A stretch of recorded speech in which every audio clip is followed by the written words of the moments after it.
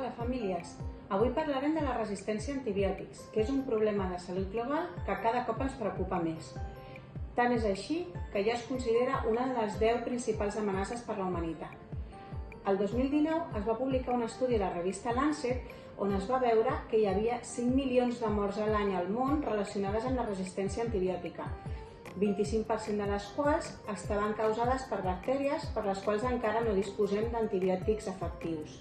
I sembla que aquest problema tot just acaba de començar perquè s'estima que el 2023 hi haurà 25 milions de persones al món amb alguna patologia relacionada amb la resistència a antibiòtics.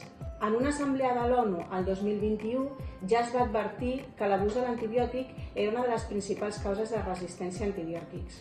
I per què hi ha cada cop més bactèries multiresistents?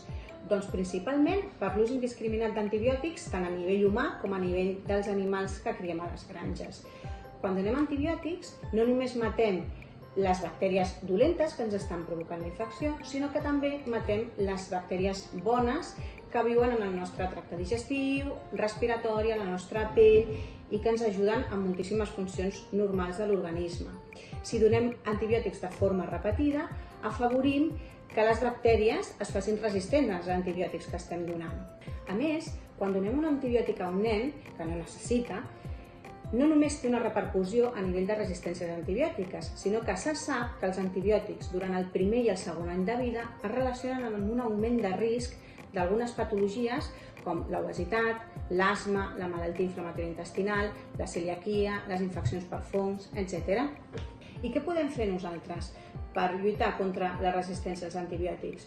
Doncs és una tasca que ens implica a tots com a societat, tant a la població general com al personal sanitari. En primer lloc, és important reduir la incidència d'infeccions i això es fa amb bons hàbits de vida, com per exemple una bona dieta, exercici, lactància materna, són factors protectors d'infeccions. Un cop tenim la infecció, és important evitar la transmissió al màxim amb el rentat de mans, la ventilació dels ambients, les mesures habituals. En segon lloc, és important racionalitzar l'ús de l'antibiòtic. I què vol dir racionalitzar? Doncs donar l'antibiòtic només quan sigui necessari. En aquest sentit, és important que la gent no s'automediqui i que respectin, si han de prendre antibiòtics, que respectin tant la durada com la dosificació del tractament.